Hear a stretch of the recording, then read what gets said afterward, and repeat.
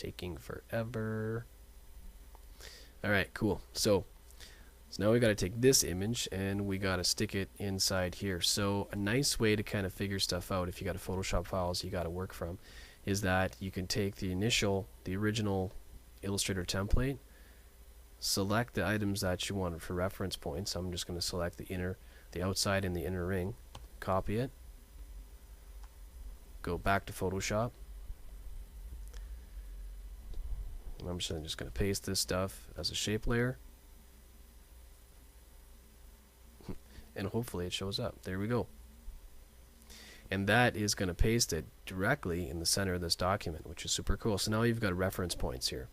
Another cool thing you can do is if you want to get some guides to bisect this thing totally in half, go under New Guide, Vertical, you type in 50%, and then do it again, New Guide, Horizontal, 50%. There you go, there's your guide setup. Now once this is done, what we can do is we can reduce this thing a bit. You never want to reduce it too far because you want some room to play, but we do need some vital information, and I'm just gonna kind of dull this down a bit. So this is the area that's showing up, so I got to actually scale all this stuff down, and I'm going to scale down, you know, the gondola, the balloon itself, and the text, and I'm gonna maybe leave the earth and the sky alone. I just want to see what goes on here. So this is really big. I got all kinds of stuff, so I got to zoom out here, and I'm gonna scale this down, and you're gonna see all kinds of junk come in from the side.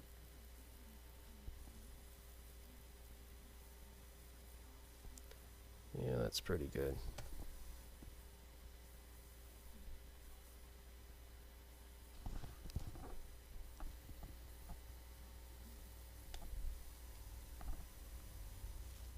Okay, so once we have this set up, there's all kinds of junk in here that I gotta clean up and stuff, but just so you know, I mean, this is extra stuff that was available. The gondola, where is that? The balloon? Yeah, it's part of the balloon stuff. That's nice.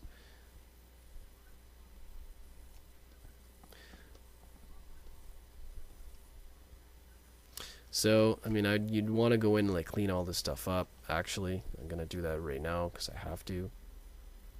That's that stuff right there. So what we're gonna do is have to find that balloon itself.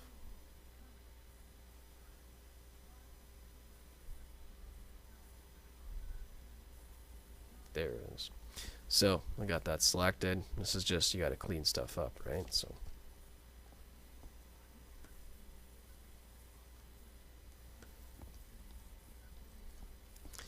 it's pretty good.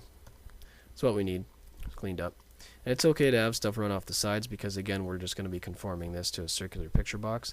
So once this is set up, it looks pretty good. I don't really need this stuff down here. I'll actually clean this up a bit more and just kind of, you know, I'm masking this stuff off, about all this stuff that you're seeing going away. I'm not deleting it. I'm just using a layer mask. That way, if I ever do need that piece again for some reason, it's there. So now I'm going to actually go in here and select the balloon, the gondola, and the text again, and I just got to nudge this over a bit just to kind of get it centered a little bit more. Beauty. Okay, so now once this is done, okay, I'm going to save as. I'm going to save this one as CD or DVD, however you want to call it. Why? Because this has been modified now from the jewel box one. Things have been reduced.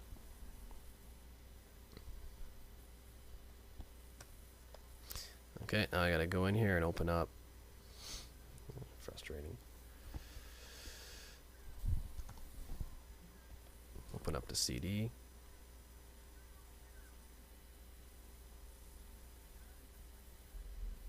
Okay, so now we got this set up, CD itself. So now we need a spot color. I mean, if this was a CMYK job, all I would be doing is going to merge visible, CMYK, save it, and you're done. But this is a spot color job. So what we have to do is we have to go in here. We got a merge visible. Get rid of that. Then we got to go in here and go to mode, grayscale. Then we have to go back over here and go to adjust mode again, and then duotone. And then we get some colors going on. Now we pick our two colors we wish. It could be a red and a blue. So blue 072 is always a nice one. Maybe a nice sky blue. Yeah, we'll try something a bit brighter. Now we got to mess with the curves. You at least, if whenever you're doing duotones, don't leave them straight like this. At least get a little S going on in here. So you put one little guy, you know, down here, one little guy up here, and you just want to get a nice, just a little bit of an S shape, just kind of like that. What that does is increase the contrast between the two channels of color. That way you give more punch. If you don't do this, the colors look flat. Just a little tip there. So once that's set up, black, maybe something. Could do process blue. So what color combination should we have? Oh, and another tip when you're doing duotones, usually you want to have like a really dark color and a really light color. If you have two colors too close together, like in value, like they're just too dark, then you can't get any good contrast going on.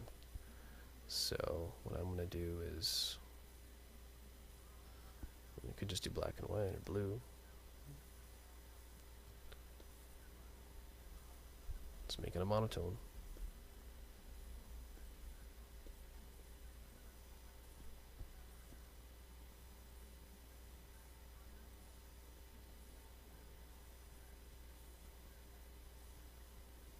And you see how I play with this stuff. It really affects the bits and pieces. I'm going to have to make it a duotone here.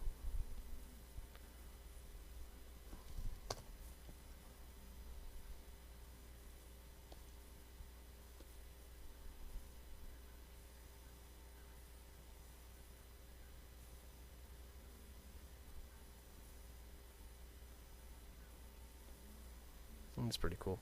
Okay, so we got 2727, the Pantone Black is my duotone color. So now what we're going to do is go in here,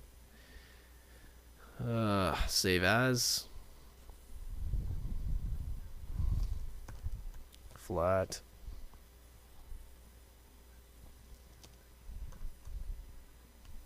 duo.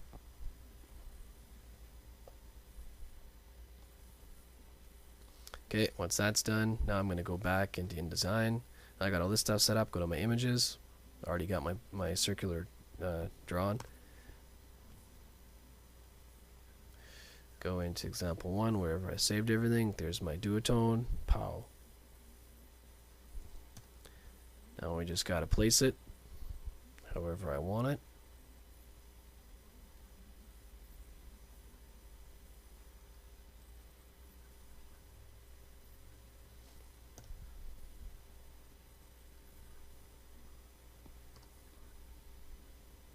Get my text.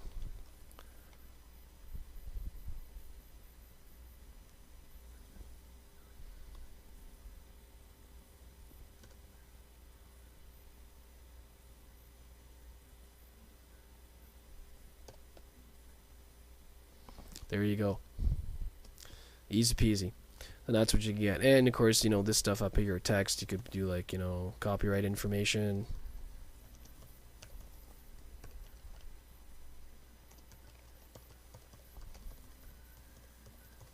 Etc., etc. When you're placing any text inside these spot color jobs, remember that, I mean, if it's a 2-color job, then you're only limited to 2 colors.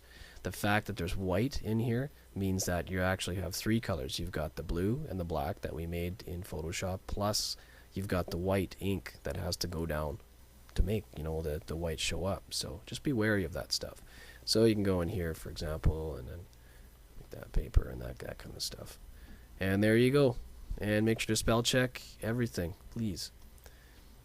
And Bob's your uncle. And then you save this guy, and you're done. Oh, and just so you know, double check everything. So go to your links, and then it's going to show on this duotone. It shows up, you know, 300 DPI is the effective, 300 DPI is the original. It's the transparency. This template itself, well, it's not going to tell you much because it's vector. and just kind of run through this checklist and make sure everything is kind of set up. And you can go to your colors, your swatches. There's the two Pantone colors. Okay, so just so you know, everything's cool. And that, folks, is it. Stay tuned for more.